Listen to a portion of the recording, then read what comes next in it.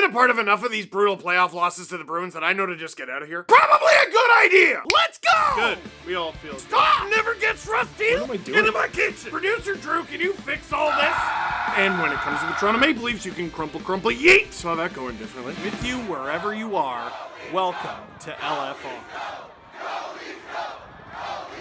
Leafs lose 5-1 in Game 1 to the Boston Bruins. Snot! That was the theme of the offseason. Brad Treliving's coming in here. Brad Treliving hired by Brendan Shanahan, by the way. We'll talk about him a little bit in a minute. Snot!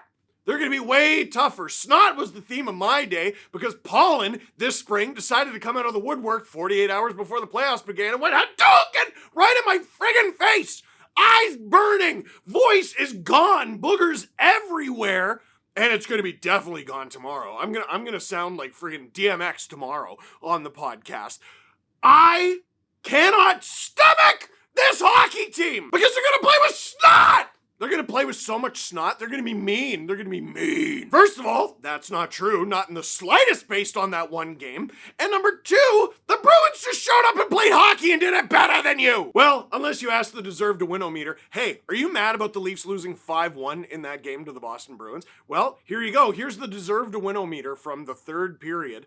The Leafs had an 82% chance of winning this game based on how it was played. Here's the thing. A lot of work goes into these models. A lot of effort goes into these numbers and everything. But no, not even sort of. What are you talking about? You know what? The Leafs gave us a gift. They gave us a gift in this one because this one is easy to summarize. And before you start going, oh, you know what? The Leafs lost 7-2 or 7-3 or whatever it was in Game 1 to Tampa the year before. Yes, that is true. And the Leafs did end up winning that series. Hell, the Leafs won 5-0 in Game 1 against Tampa in 2022 when the Leafs ended up losing.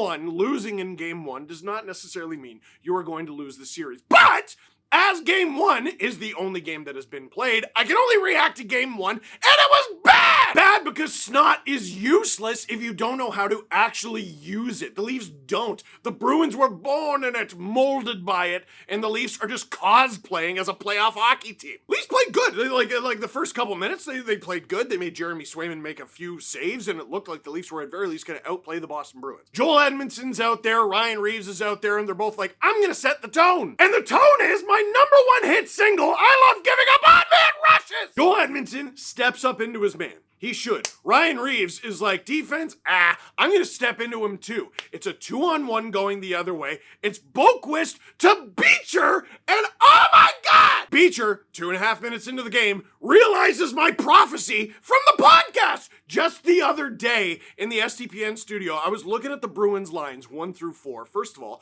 I was talking about how the Leafs on paper should mop that group. More on that in a minute. But second, I've never heard of that human being in my entire life. That living, breathing human being. Who is John Beecher? I had never heard of him. I said that on the show, and I said, watch, he's going to be the first Bruin to score tomorrow. Beecher, Boyquist, Maroon. I haven't heard of Beecher, which means he'll be the first to score tomorrow. It took 2.5 minutes! The pause between that goal going in and Jack Edwards actually announcing his name was him processing in his brain, bro, I don't even know that guy. 23-year-old center, okay. 6'3", 216, sounds like a Bruin. First round pick, Lord of mercy. 7 goals and 10 points in 52 games. That dude had a point every 5 games this regular season. You let him score on you 2.5 minutes into the first period on a 2-on-1 because you can't keep your hands to yourself. Is that snot? No, it's dumb. Cost the Leafs a goal if they're down early. You want some more snot? Here's the Leafs in their own end, in their own corner,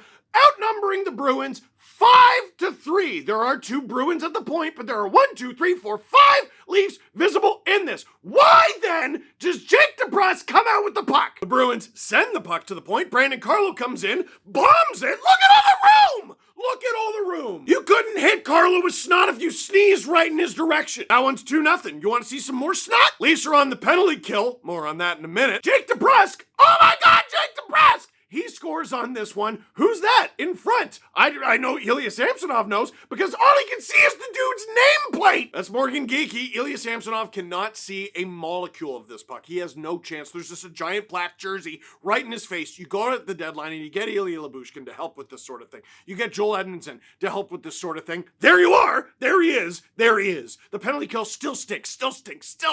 And here on a later penalty kill, it got even better. Oh, there's another guy alone in front, and up, it's Jake DeBrusk again. 1, 2, 3, 4, nothing. Already. That's it. It's an easy game to talk about. Carve right through it, just like the Bruins carved right through the Leafs. Aren't you sick? Aren't you tired of this humiliation? Dude, I don't care what the Leafs finish this regular season with. Like, listen. It's game one. They could come back, win the series in 5 games, and go all the way to the Stanley Cup final, and we never remember this, okay? It's the good times. This is like when the Raptors won the championship in 2019. Game 1, the Raptors lose to the Magic. Kyle Lowry had 0 points. I know that because I was there with my newly purchased Kyle Lowry jersey. I was not feeling good about that purchase. They won the championship anyway. It's okay. But do you understand? If the Leafs lose this game to the Boston Bruins, should Brendan Shanahan, should Sheldon Keefe? No. I don't want this team to be recognizable at all. I don't want to be reminded, this reminds me of nothing. It reminds me of nothing I've ever seen before because they traded that many guys. They let that many guys walk. They rebuilt it from scratch. Go scorched earth. I don't care. All Leaf fans are so hard on this team. Toronto's such a hard place to play. Can I show you something? From CJ, reporter Chris Johnston, new for The Athletic. Former Leafs weigh in on why TD Garden has been the team's playoff kryptonite. You start losing the ability to think. Do you have a humiliation king? So wait, let me make sure I get this straight. You can't play in front of Scotiabank Arena when it's packed with fans who are loud. You can't play in Scotiabank Arena when it's packed with fans who are quiet. You can't play in Scotiabank Arena. You can't hold a 3-1 series lead in Scotiabank Arena when there's no one in it. The world shut down for the first time in a century. It shut down. No one was there. You blew it anyway. What, is Twitter in the room with us right now? Like, what are you talking about? And now you can't play in Boston? What if you just can't play? What if you just can't hang? What if you just are not like that? Dude, in the playoff preview and the weeks leading up, I've been talking about Marner. I've been talking about him. And listen, the Leafs were a little shorthanded. Only 2 days rest coming into this one. Bobby McMahon wasn't ready to go. They got Yarncroke back, but no William Nylander. Yes, that hurts. Obviously, that hurts. Hurts power play, penalty kill, 5-on-5, all of it. But you still have Marner, you still have Tavares, you still have Matthews. And you've spread it out. You've still spread it out. And even though there were a few shifts where we saw Marner, Matthews, and Tavares do nothing, by the way, absolutely nothing, they were spread out. And you have a top line, a really effective top line that's been effective in the second half of the season of Bertuzzi on the left, Matthews in the middle, Domi on the right. And Bertuzzi and Domi can obviously switch their wingers. Bertuzzi took a high stick in front of the net in the offensive zone again. Matthews took a high stick in front of the net for, I think, maybe the first time in his entire career. And Max Domi went to the box for slashing Brad Marchand right off a face-off, right on the bone. And while I understand the sentiment, it's definitely a penalty. He was arguing on the way to the box. What's the matter with you? You slashed the guy intentionally above the glove. And again, hero, like national build you a statue if they end up winning a cup because of it. But dude, it's very obvious what you were doing. Shut up and go to the box and hope that you don't get scored on. What, are you upset because you can't be out there on the penalty kill with them? Oh wait, you never play on the penalty kill. You are not responsible enough. You are spending the bag right now. You lucked into the, dude, a situation arose where, hey, I can play up on the top line. I can be a playmaking player and play with the greatest, as a playmaker, I can play with the greatest goal scorer in hockey. Dude, you got it! You did it! You're going to secure the bag forever. You want to be here long term, they're going to lock you up long term. Oh my God, yes. And then what happens? In a game? Oh my God, in the game against Detroit, you cost that game, right? You cost that game by taking a penalty. I hope you didn't hurt yourself fighting that rookie on New Jersey. It was cool. Again, I appreciate the sentiment, but what are you doing? The bag! And now you have a horrible opening to your playoff. listen, if the Leafs are going to win, Max Domi's going to be big. He had 13 points in 19 games with the Dallas Stars last year. That's a big player.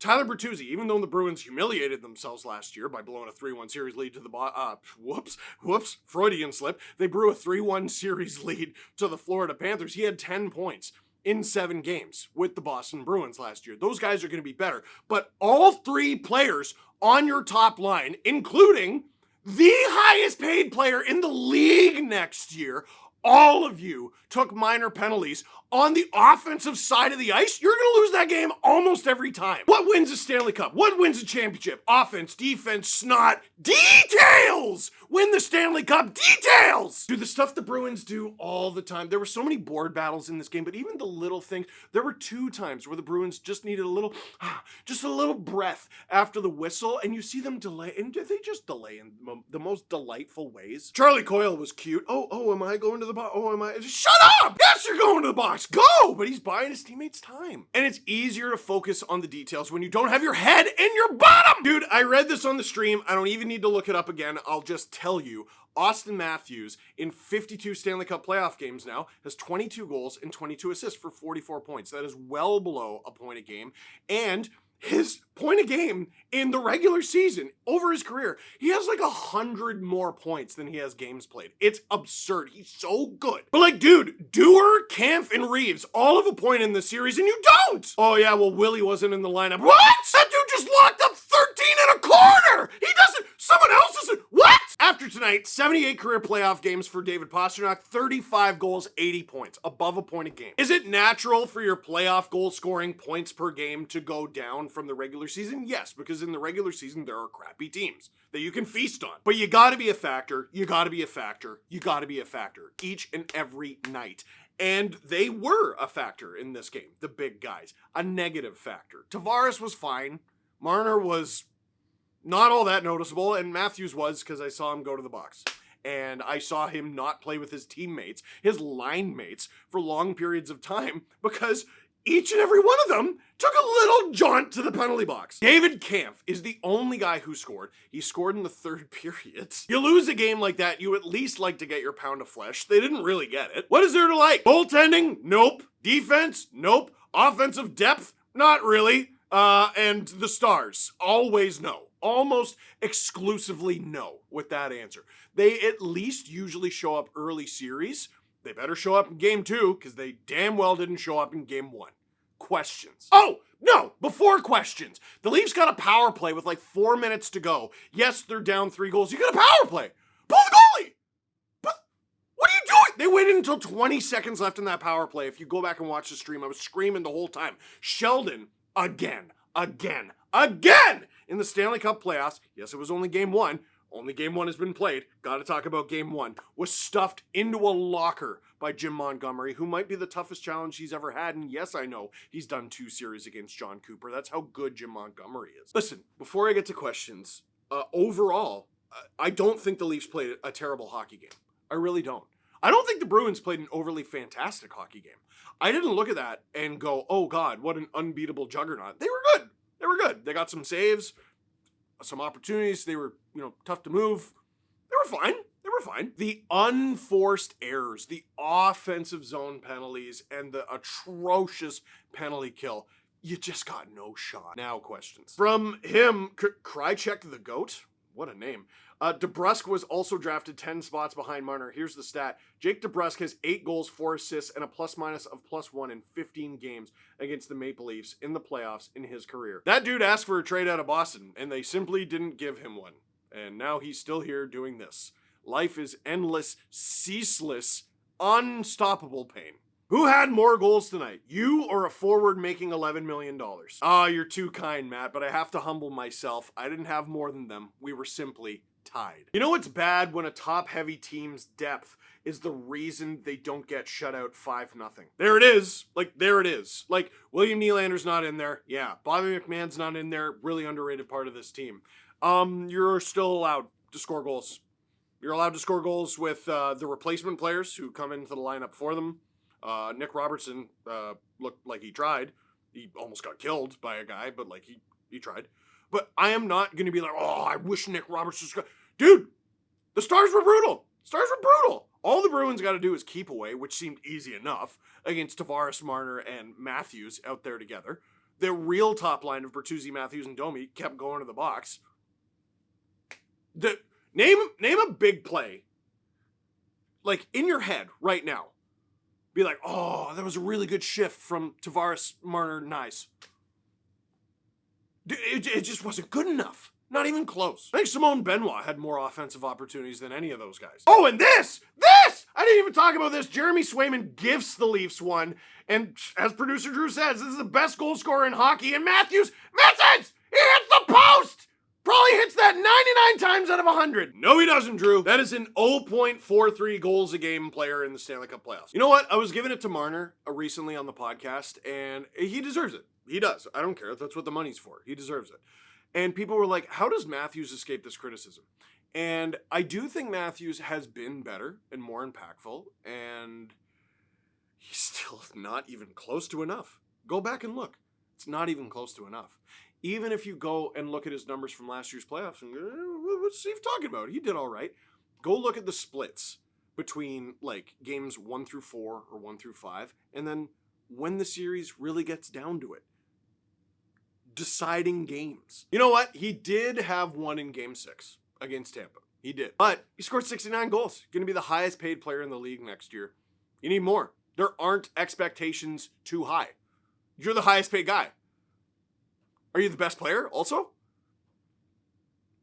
Think long and hard before you answer that question. You better than Kucherov? Are you McKinnon? McKinnon, we're going to have that discussion again? Oh, Steve, you're crazy. McKinnon's not a better goal scorer. He's not. What else? Is that it? Is that all there is? So if the goaltending wasn't good enough, the defense isn't good enough, the depth isn't good enough, and the stars aren't good enough, what is this hockey team other than something you should stuff into a cannon and fire it into the moon? Anyway, that is it for this one. Thank you very much for watching. Brand new Steve Dangle podcast tomorrow. I have no voice left. Don't know how that's going to go. Click like if you like this video. Click subscribe if you really liked it. Tell all your friends. People seem to really enjoy the first stream. Over 100,000 people watched it. Fiddle-dee-dee.